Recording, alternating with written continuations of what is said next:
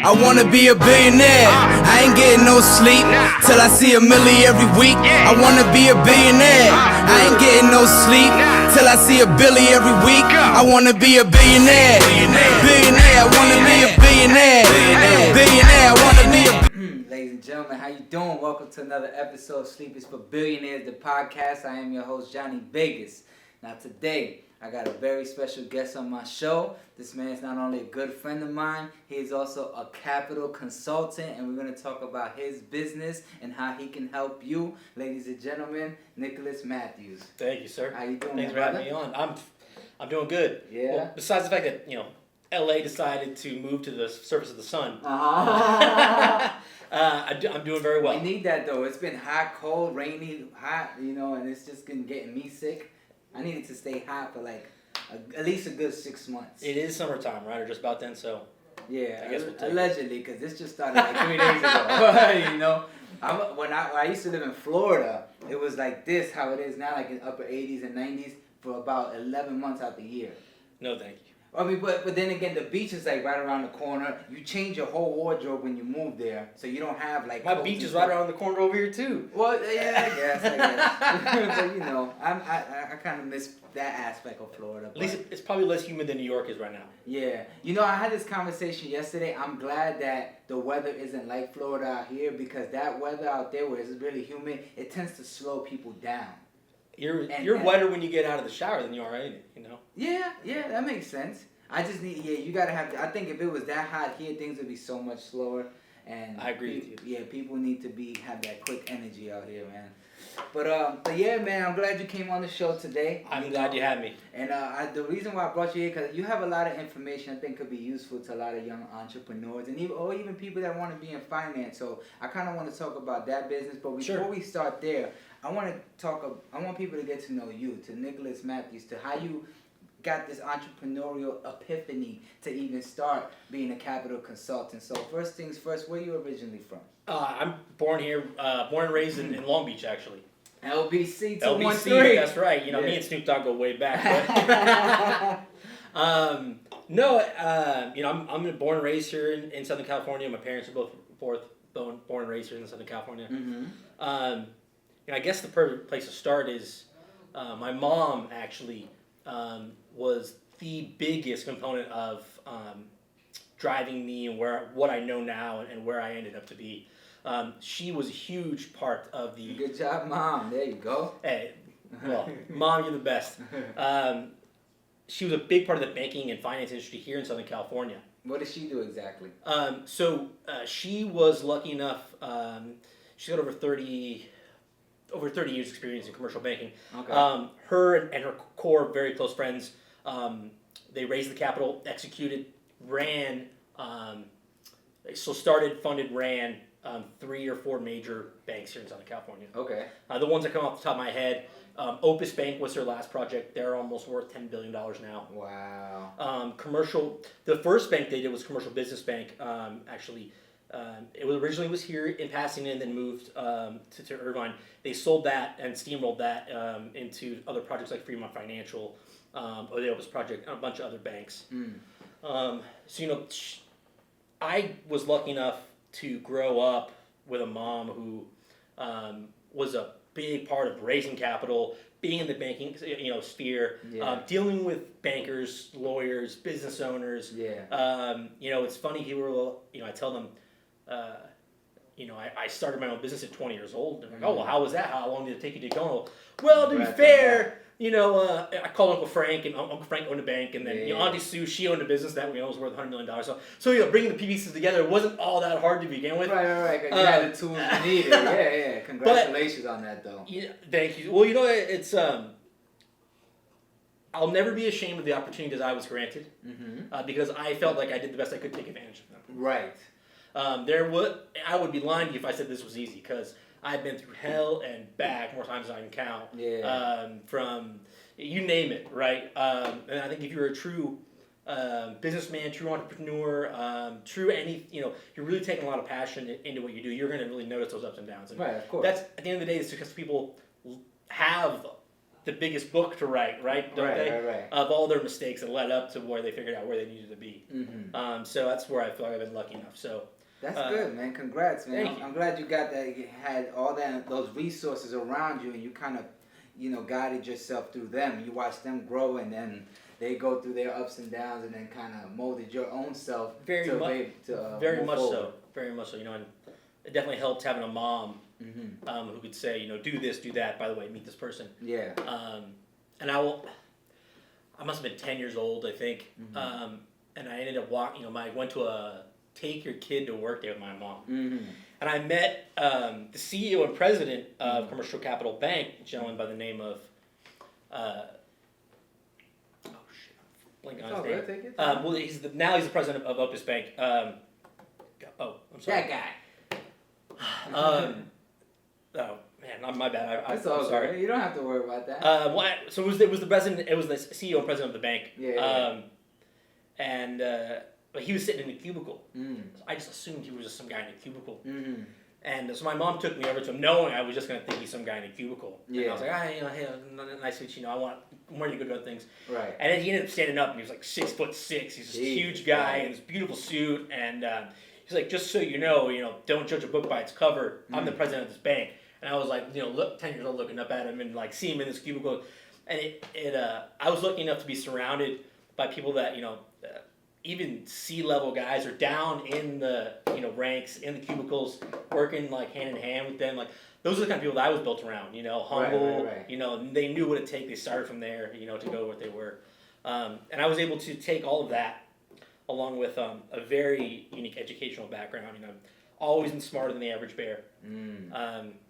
By 20 years old, like I said, I'd finished with several degrees in finance. Okay. Well, before we even go that far, I want to talk about when you were like little Nick running around. What dreams did you have? Like prior to even not going to school, but getting these financial degrees. Really? Okay. I want to go that far. Little Nick running around. Let me see. He was full of energy. No one could say I've ever not known how to have a good time, even since I was little. Right. I love to talk to people. I used to go around with a video recorder, asking people for interviews, and just loving to be around people. And I fed off people's energy a lot of the times. Okay. I ended up spending a lot of time with my family. Okay. I spent a lot of time with my mom, who had her own business. My dad had his own business. And we spent a lot of time with their friends. So we were around adults a lot of the time. Oh, okay. So you kind of had to step up with being advanced, as a young kid, like. We were forced to have good manners at the dinner table. We were forced to yes sir, no sir. When you're a kid, you're like, man, this sucks, man. Mom and dad are tough on us. But looking back, you're like, Mom and Dad did everything they were supposed to do. I know. Exactly. So yeah, it was an interesting childhood. We were still able to I played baseball and football growing up, and we still. Did you want to take those pro back in the day, like baseball? Did you ever want to go pro or? If I could have picked a sport, I played football all the way through college. What position? Corner. Okay. Well, about 5'8.5" white guy. Yeah. We only have very few positions we can play. So I was. I've never been the biggest guy, but I've been smart, and I've been fast, and jump high, and I opportunistic. Maybe is one of my best attributes. So I just did my best playing ball as much as I could. I knew I'd never get drafted, but I every year when March, April come around, and they get into the scouting combine and the draft, I always get super into it because I'm like, man, I wish I could have been me. Right. But God gave me other gifts, which are working out probably better. Right. Yeah, of course. You're not getting hurt on the field doing this. Well, you just put me on the sideline. I'd probably be happy collecting that check too. But exactly. Hey, you probably get closer to owning a team doing what you do now. Yes, that's ideally getting towards something, changing the world type places is where we all, I think, at this level are trying to get to. Okay. So explain how your business works as far as, you deal with investors and entrepreneurs. How did you even start this business? Was this the business you started at 20 and continued on, or? Yeah. So when I originally started the business, it was started as a side type business. Okay.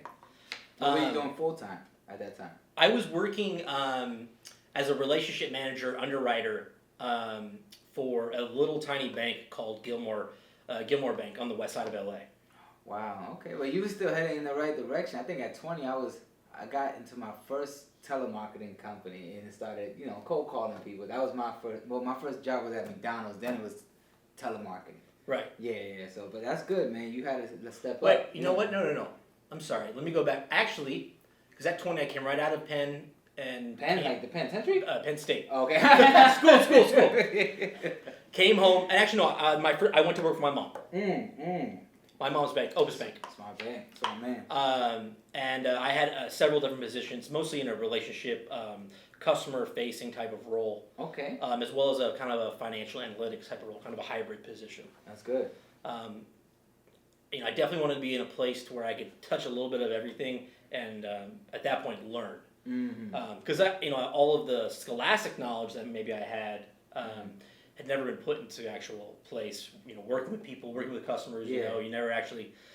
It's different of the idea of talking to someone with wealth or a business owner, and then there's the actual doing it, and then like going through the ropes and dealing with personalities, dealing with all the problems that come up. Man, I've been doing this for 10 years. I know people have been doing it for 40, 50 years, and it's a new day for them every day. Wow. Because with people, there's always 1,000 variables. Right. So you never know what's going to come up that day. Mm-hmm. So yeah, I started with her. I worked through 3 different positions with her. Unfortunately, she passed away back in. Sorry to hear that, man. Thank you. In 2011. I feel that day, man. That's like the day I dread, brother. And It's like, you can't stop it. It's the inevitable, Me and her were very close too, and she has been my, my guide through this whole process of my whole career, my whole life. So, I love my mom very much, and I wouldn't be here without. Right. And she still leads me today. There's something in me that's a little extra that I can hear tell. that voice and like, don't do that.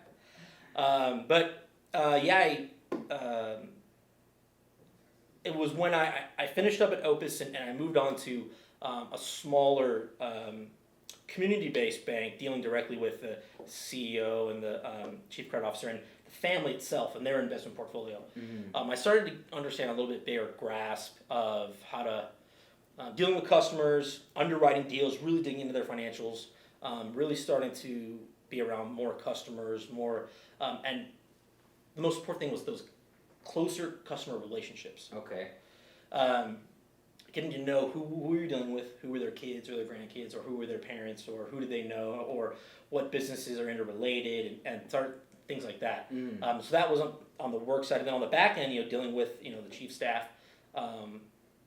Kind of from that point on in my career, dealing with that side, you start understanding how are these larger financial institutions ran. Loan to deposit ratios. How these relationships with smaller deposits to upper deposits to lower loan relationships, upper relationships, how those are handled inside of a banking or finance atmosphere. The basics of just how to put a package together, how to look at it.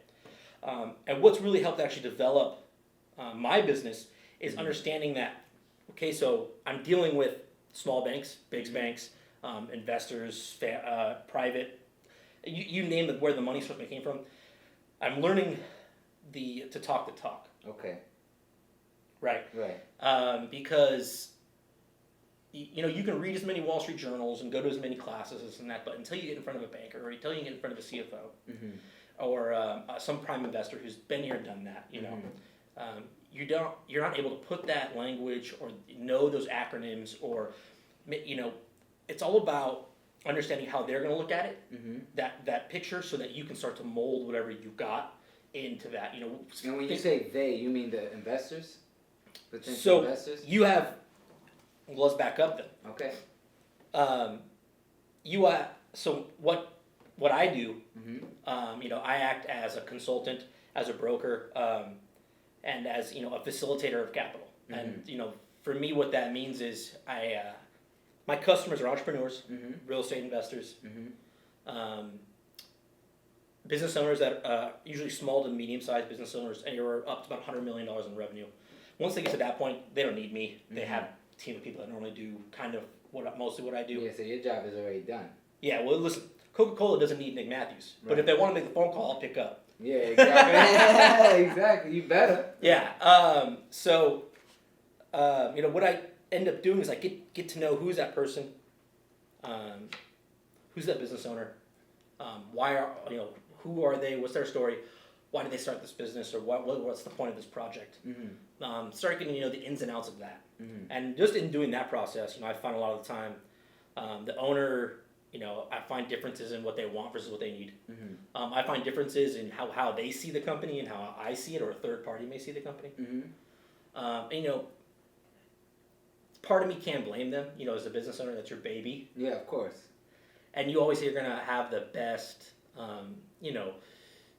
that rosy colored glasses looking at it, right? Everything's, well, no, don't worry, it's gonna be fine, Yeah. Which sometimes it is and sometimes it's not, and right. those are definitely the hard times when you gotta explain that. Yeah.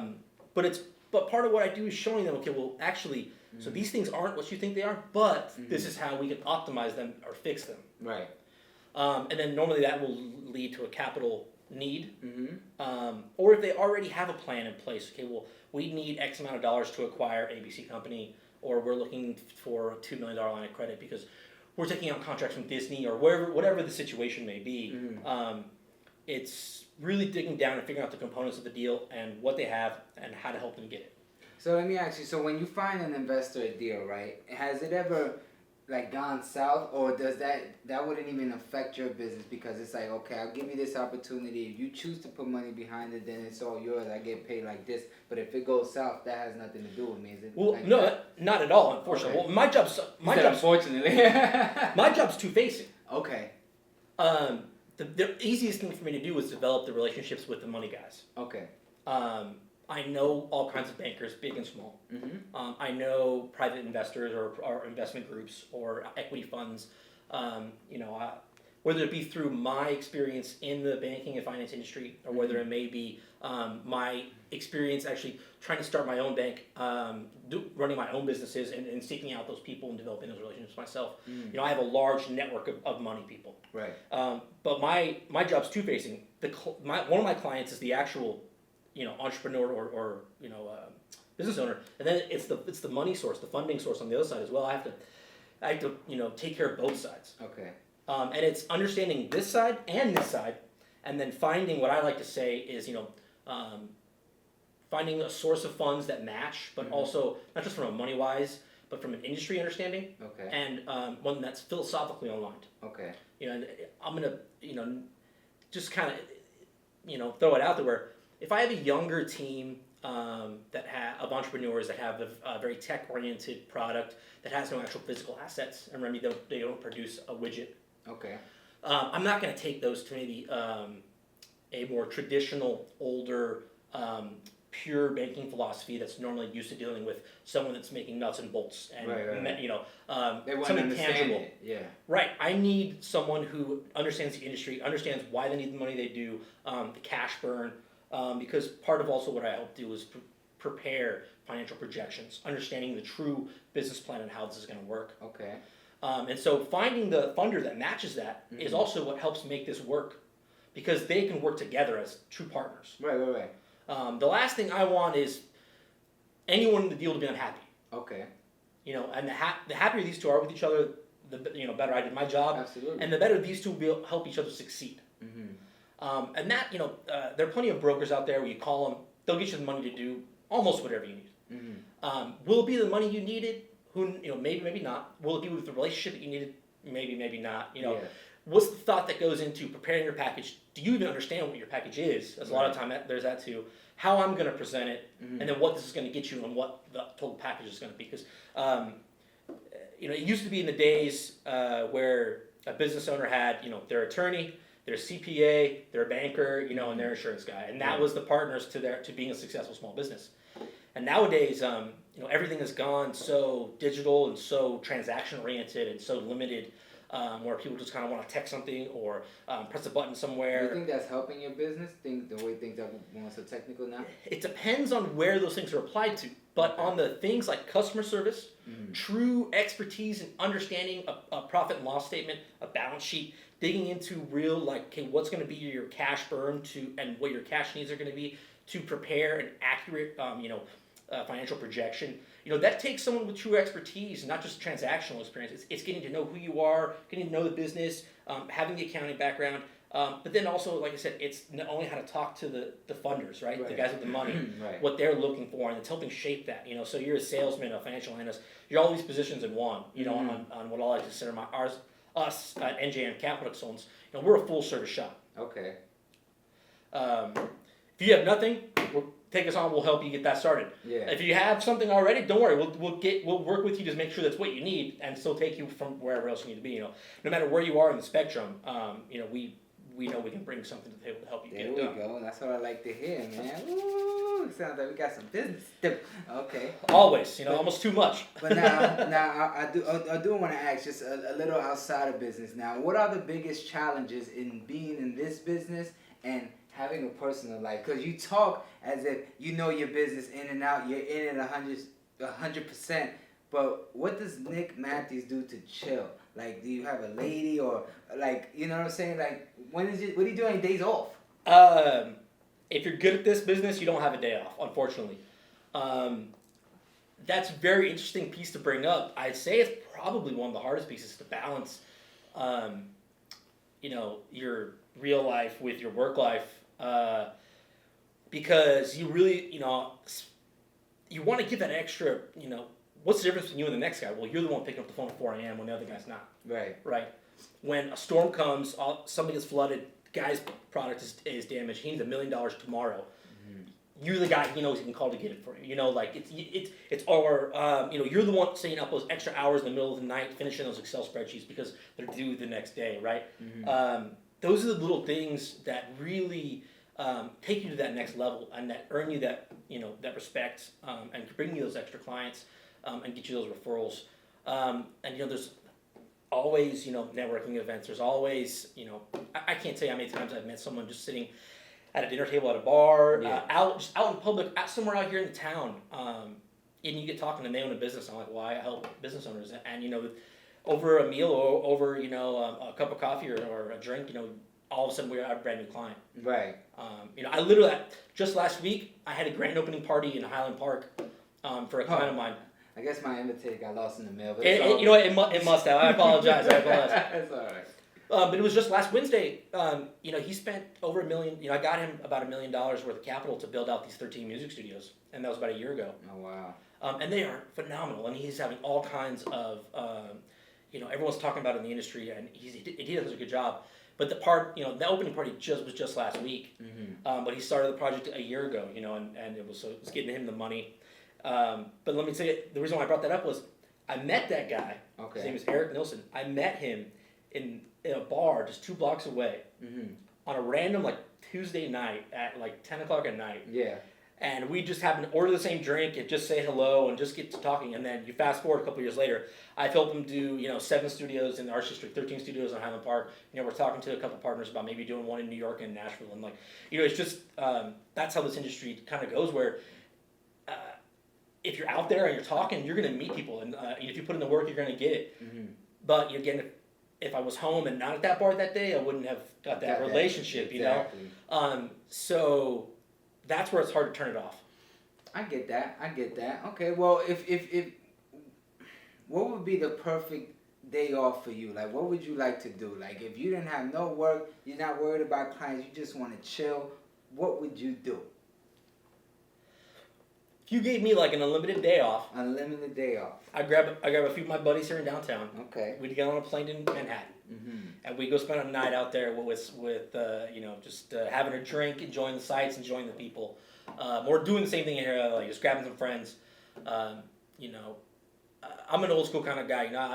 I love the 20s and that Rat Pack era and all that kind of glitz and glam. So I can appreciate the architecture here. If you put me in a nice place with a good drink, good people, good conversation, enjoying the beautiful weather, that's normally enough. Yeah, what's your preferred drink? I'm a whiskey and bourbon man. Okay. I like that, man. I like bourbon, but more Hennessy. And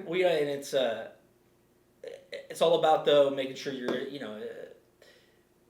you adjust to wherever you're at though too. You know. Right. If it's pool day, you know, maybe you dial it back to some Red Bulls and whatever, or you know, it's always about. I got plenty of clients too internationally where you know. You know, sometimes we got to take sake down, you know, and that's how it is. Yeah, so. Hey, you know, whatever to please the client, just say yes. That's cool, man. I appreciate the type of business that you do. You're definitely helping, you know, business people get more business, and that's exactly what needs to be done for this economy to grow where it needs to be. Right. In my opinion, you know. Well, that's great. So, how do you market this business? Because it sounds like it's more of like a who you know or referral-based program. Do you solely like rely on that to get more clients? I would say the majority of my clients have all been referrals. Okay. Well, that's good. Yeah, it is. Mm-hmm. You know, when you do a good job, and that was something I learned very, very, very first in doing what I do is take care of the client and put the client's responsibilities first above all else, and that will work out in the long run for you. If you start acting like the person that is, you know, you need the dollar now, so you need to close the deal now, and it may not be the right terms, right situation for either side, that could then create, you know, some, you know, not the best reputation for yourself. Right. While you may get the dollar that day to solve whatever problem is, long term, you know, it may not be the best situation for you. You know, this really is a relationship-based business. No matter how much technology you throw this in at you know, the finance industry or banking or lending or investing or whatever it may be, at the end of the day, you're dealing with people's dreams and people's money. Right. And it's going to come down first and foremost to who are these two people sitting in front of each other, looking each other in the eye, sitting down and saying, this is what I can do, this is what I have done, you know, this is my dream, this is how I'm going to do it, and the other person, you know, reacting to it, having that chemistry, feeling it out. Yes, all the I's need to be dotted and T's need to be crossed and due diligence needs to be done. But at the end of the day, it's an idea and someone willing to help facilitate it. You know, it ends up being one human being to another. So it's all about being able to facilitate that and that relationship on both sides and make sure that those two people are getting exactly what they want out of it. And you know, how does your pay structure work out of all of that?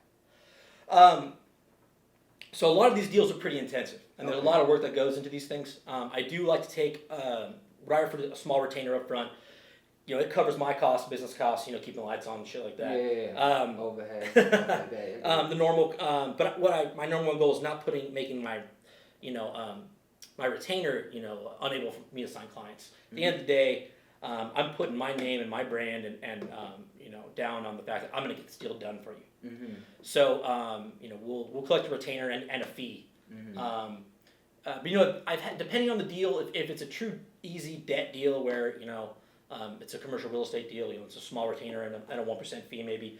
But I've done deals with startups where, you know, I've negotiated a larger retainer, different fee scale, and even stock options, depending on how much money I bring in and how much we're able to grow and work together. So it does depend on the situation. And on, you know, also, if I see a true...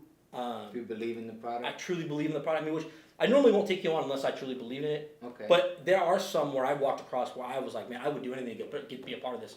I may take a lesser cut on fees to maybe take some stock because I'm like, you know what? You believe in it. In 10 years from now, I'll be able to retire on this one. And so there have been some ones like that. You know, like I said, I believe in all my projects, but there are some that just, you know, they catch your heartstrings a little bit. Right, of course. And, you know, it's... that is probably one of the best things about what I do, though, is these people's dreams. And whether I get paid at the end of the day, which, trust me, I do prefer getting paid. Right, of course. The best part about it, number one, is always seeing it come to fruition, seeing it done. Right. Seeing that person up there smiling and with, you know, having what they thought their vision come true. That's what I was gonna ask you. What's that story like? What's the best story you've heard as far as the testimony is concerned of someone that worked with you, like that you made their dreams come true? What's the best one, like the tearjerker? The tearjerker. Well, you know, that music studio one that I just mentioned earlier. A gentleman by the name of Eric Nilsson. His company is called Lemon Tree Studios. Okay. He was a musician himself for years. and can never really find anywhere that him and his band could ever get together and have a nice place to record music. Okay. There's either was really, really low end trashy places or really high end, you go pay $1 million to Sony to use, right? Nowhere in the middle. Right. So he 10, 12 years ago, he bought a little couple studios in LA and just tried to fix them up and turn them into what he thought was middle of the range. And then, that he was able to turn that into the concept for his Arts District studios. But when I was able to come in and see what his idea was and work with him and, spend time with him, the passion came off on me. And just to be honest, the guy didn't qualify for any lending or any funding anywhere. Wow. He had never gotten a loan before. He had a good credit score, but he only had one credit card in his entire life. He had some money saved, but he was looking at a project that was next, another level for him. No normal lender would have ever gave him any money. And he tried, he'd gone to Bank of America, he'd gone to all these other banks and online lenders and stuff like that. What it took was someone to come in and look him in the eyes and see the spirit and the passion and go, I believe in what you're talking about.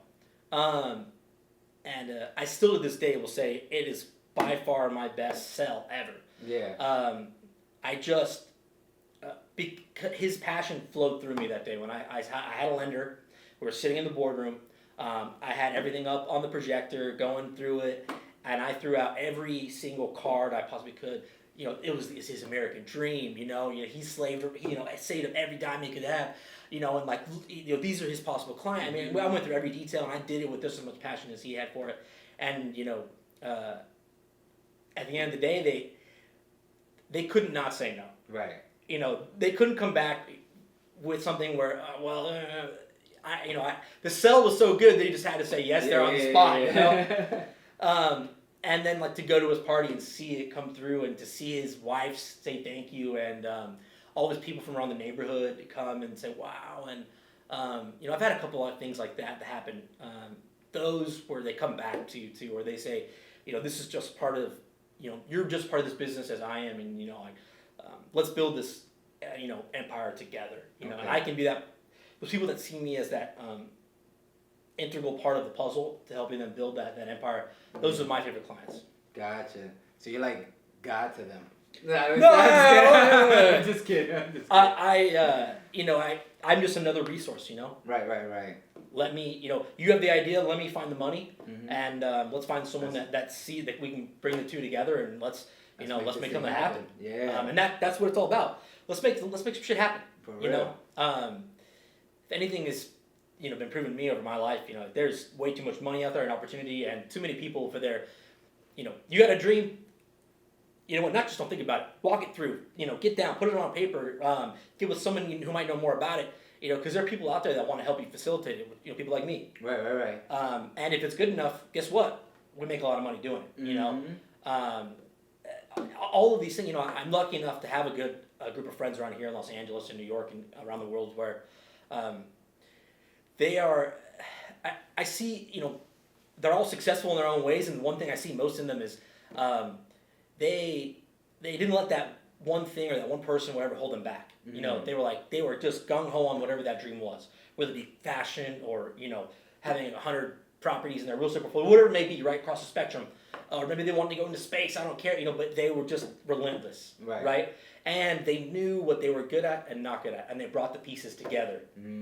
That's important. That's the jewel right there. Make sure you listen. That is, know your strengths and weaknesses, and then build around those. And those people that are able to follow through on that dream and then act on it, those are the ones I love working with, and those are the ones that end up, making all the money and doing all the cool things and everything that we want to be a part of. So. Right. Is this a business where do you see yourself retiring from this business? Because you work for yourself and you probably pretty much do business more over the phone. I mean, of course you meet people here and there, do meetings, but do you see yourself retiring from this business ever? Not at all. Okay, because I was going to ask, what does retirement look like for you? So, obviously, you're not retiring ever. One of my biggest things was when I had finished school and I was trying to figure, everyone's going through that crisis when they're younger, figuring out what is it that I want to do. And, I know I could talk to people, but I was good with math. And but I don't want to sit in an office, and what are all these things that I want to get? And I was lucky enough to figure it out, and this is what it's developed into. I'm lucky every day that I can wake up, do some phone calls, do some emails, grab some breakfast. Then it's getting dressed, suit, tie, going out and see a customer. But then maybe I'm in a coffee shop or I'm home doing. I'm all over the place on all different kinds of things every day. I'm learning something new every day. It's a different business or a different person, and I just can't see myself getting tired of it. And it's something I can do anywhere. You love what you do? I love what I do. Then it's not work. It's those wee hours of the morning when you really want to go to sleep. Yeah. That's when it feels like work. But most of the time, I'm happy to do what I do. Most people I work with are fantastic. They're great people. What's great is we all end up working together and inspiring each other a lot of the time. I do feel blessed. You are. I am. I am. I'm blessed with people like you and then all of our colleagues as well. And man, it feels good to do what I do. I feel good about it. Yeah, you're helping people, and it gets me going. I can't sit around and I don't want to do this today. I am all right. Well, the moment we start talking about this step by step, it riles me up and gets me going. Let's get to that 50 million today. So I really, and I don't see myself ever finding a place where I can't do what I want to do. Maybe I see some growth where if I could really develop a good amount of capital myself, I wouldn't mind becoming my own smaller boutique equity firm. Okay. Where I could invest in the businesses that I believe would work. The only downfalls in what I do is I am presenting these people's ideas to other people with money. Right. So they may not always share mine or my client's belief or have that same kind of passion about that product. That would be my only next step is on a few select deals where I really have that special connection, being able to say yes with my own money. Right. And that probably would be my end goal. So if I could have that private equity side as well as that consulting brokerage side and do both, I can't see any better place to be. There you go. There you have it, man. Where can the people get in contact with you and acquire your services? Yeah, absolutely. So my name is Nicholas Matthews. I'm the president and CEO of NJM Capital Consultants, LLC. You can get a hold of us on our website, njmcapitalconsultants.com. My personal email is njmcapital@gmail.com. My phone number is 562-212-3541. I guess they can get a hold of you, right, or you'll maybe present some information for me to... Something like that. Something like that? Yeah, I ain't giving out my phone number. You want to give me a social while You'd be surprised how many people, I randomly get my phone number out, and you think there's just some crazy people in downtown. They end up having $1 billion in the bank account and 7 properties in Santa Monica. I mean, you just... Oh, in that case, it's 213-7... Nah. It's LA, you don't know who you're walking next to, Right. So I'm happy to get my phone number. Call me, if you have nothing to offer, at least we'll be new friends, Hey, there it is, man. Thank you for tuning in to another episode of Sleepers for Billionaires, the podcast. I'm your host, Johnny Vegas, Nicholas Matthews. Thank you, sir. I really appreciate it. I'm glad you came through, man. I'm glad we got this on tape. People need to see this. Make sure you learn something and subscribe to the channel. Have a nice day. And cut. Woo! That wasn't too bad, was it? No. You tell me. It was great. Besides being sweaty. Yeah, I know you was...